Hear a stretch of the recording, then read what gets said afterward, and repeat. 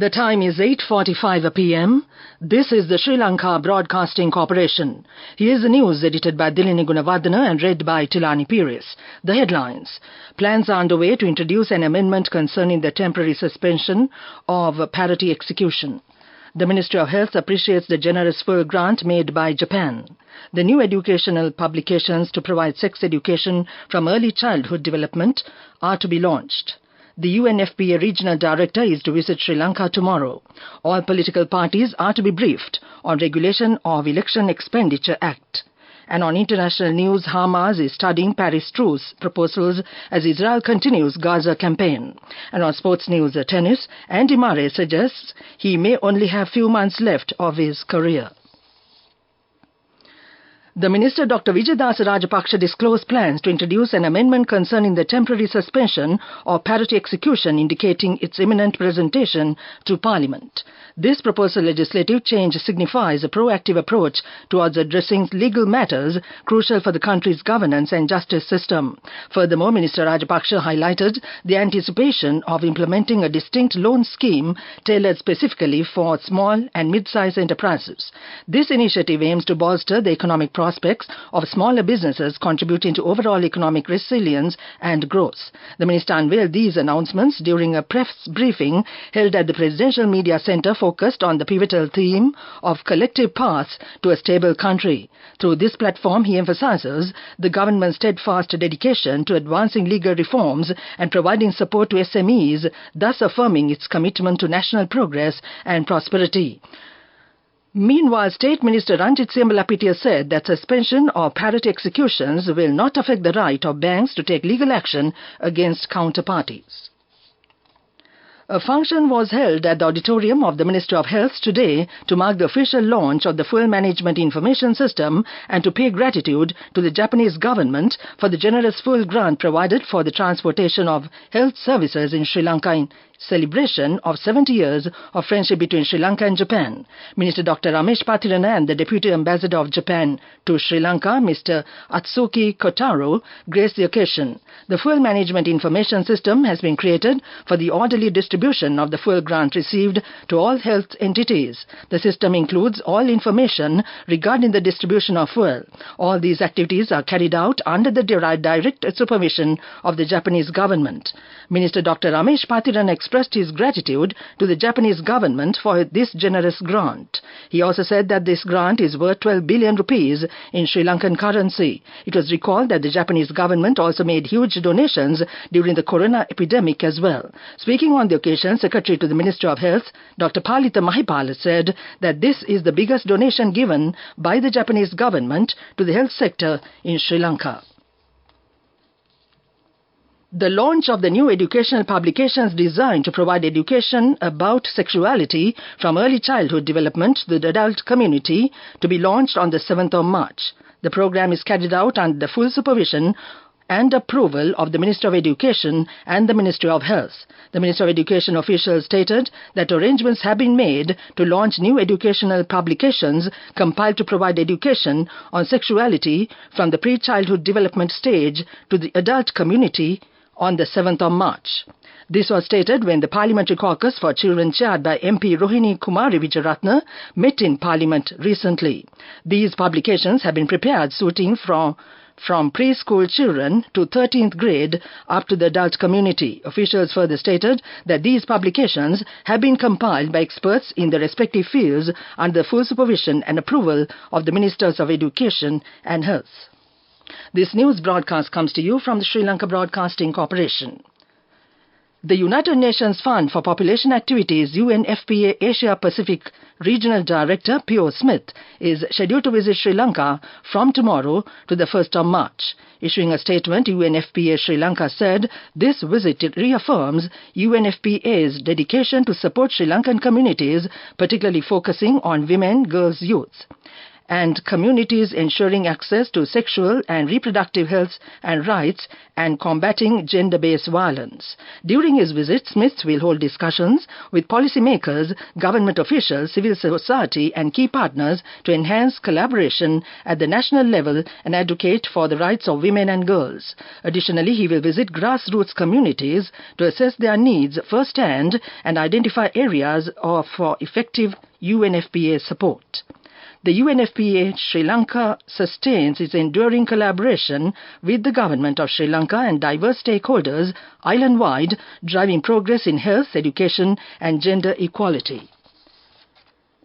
All political parties will be informed of the Regulation of Election Expenditure Act on the 6th of March as per a decision made by the Election Commission of Sri Lanka.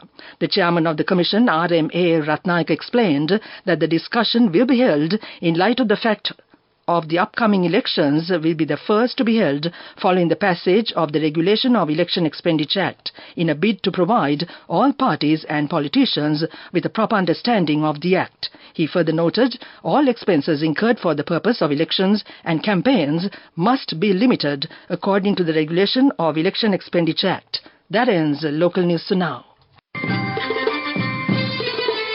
The main news story is brought to you by Sinhala Mahatmya. 200 electric buses will be deployed in the Western Province. The number of buses in possession of the Sri Lanka Transport Board is not sufficient. Another 500 buses were deployed under the Indian line of credit. 400 buses have been repaired, while another 500 are to be repaired. Minister Dr. Bandula Gunawardena disclosed that the Cabinet has given the green light to a proposal to deploy 1,000 new buses across the country. That was the main news story. The main news story was brought to you by Sinhala Mahatmya. And on Watch Light tonight, the Department of Meteorology has cautioned the people of rising temperatures in the northwestern, western and southern provinces as well as in the Ratnapura district in the coming hours. The advisory issued at 4:30 p.m. today will be in effect until tomorrow evening. As per the advisory, under this level of temperature, fatigue is possible with prolonged exposure and activity. Continuing activity could result in heat cramps. Accordingly, the public is advised to stay hydrated, take breaks in the shade as often as possible and limit strenuous outdoor activities. They are also requested to wear lightweight, white or light-colored clothing. That came to in Watchlight. Coming up, World News.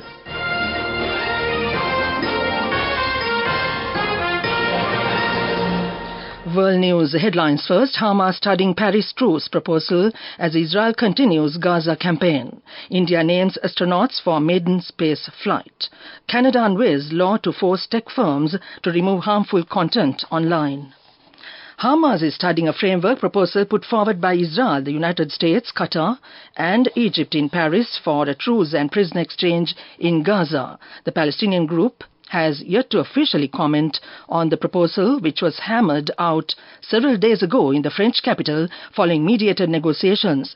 The US President Joe Biden has suggested a halt in the fighting could come within a week, but for now the conflict persists, with combat continuing and much of the 2.3 million population suffering from hunger. Al Jazeera Arabic reported the proposal envisages a pause in hostilities that could stretch for 6 weeks that would allow for the release of 40 Israeli captives held by Hamas in exchange for 400 Palestinians currently in Israeli prisons. India has unveiled 4 Air Force pilots who have been shortlisted to travel on the country's maiden space flight scheduled for next year. The Gaganyaan mission aims to send 3 astronauts to an orbit of 400 kilometers and bring them back after 3 days. The officers chosen from the Indian Air Force were introduced at a function at the ISRO Center today.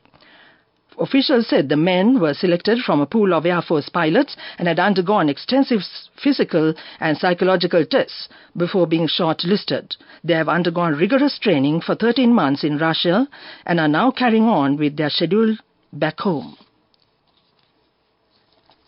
Canada has unveiled a draft legislation that would force tech platforms to quickly remove online content deemed harmful, including material that sexualizes children and foments hate. The Online Harms Act, introduced by Prime Minister Justin Trudeau's Liberal government on Monday, would make tech companies responsible for tackling 7 categories of harmful content and increase criminal penalties for spreading hate online.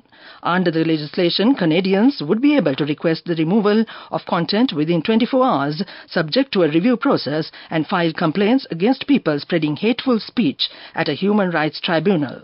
Back to the world news headlines. Hamas studying Paris truce proposals as Israel continues Gaza campaign. India names astronauts for maiden space flight. Canada unveils law to force tech firms to remove harmful content online. That ends World News. Coming up, development news. The Ceylon Chamber of Commerce hosted a high-level delegation from the Minister of Agriculture and Rural Development of Vietnam engaged in a working visit to strengthen bilateral relations between Vietnam and Sri Lanka in the fields of agricultural, forestry and fisheries. Highlighting Vietnam's competitive advantage in agricultural, forestry and aquatic products and the country's global ranking in agricultural exports, Minister of Agriculture and Rural Development for Vietnam, Lee Minh-Hoan, stated that bilateral agricultural trade between Vietnam and Sri Lanka has potential for growth. Further, he highlighted the respective strengths of the two countries to complement mutual progress and development. That ends development news. Moving on with sports news. Sports tennis. Great Britain's Andy Murray has suggested he may only have a few months left of his tennis career after earning his second win of 2024 in Dubai. He beat Canadian Denis Shapovalov 4-6, 7-6, 7-5, 6-3. After the victory, he said he probably doesn't have too long left, but he would do his best in the last few months. Murray was on a 6-match losing streak until last week when he secured his first win of the year in Doha. 3-time Grand Slam champion Murray's potential retirement has been a topic of discussion for several years after the Scot underwent hip replacement surgery in 2019. That was sports news. Go ekak thiyana youth eකට life එකේ change එකට නියමෙට set වෙන්න ඇස් වහගෙන දැකපු හීන හැබැ කරන්න youth එකට නියමෙට set වෙන friendship එක මෙන්න. The all new NSB Ithru Mithru account, NSB IAM, a plan for your dream. Business News, sponsored by National Savings Bank, the safest place for your money.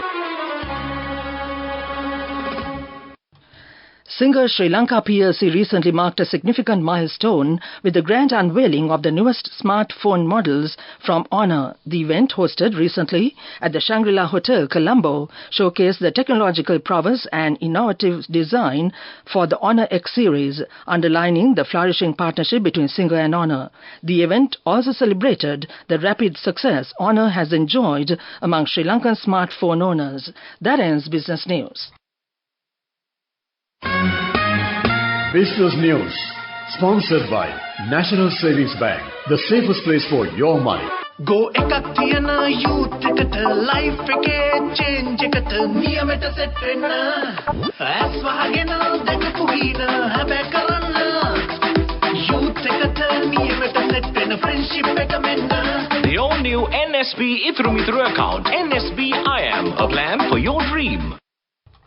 And on economic news, the Build Sri Lanka 2024 exhibition organized by the Chamber of Construction Industry of Sri Lanka is scheduled to be held on the 10th to the 12th of May at the BMICH. This exhibition will be an opportunity for local and foreign participants to gather to discuss business-to-business trading partnerships. That came to you in economic news.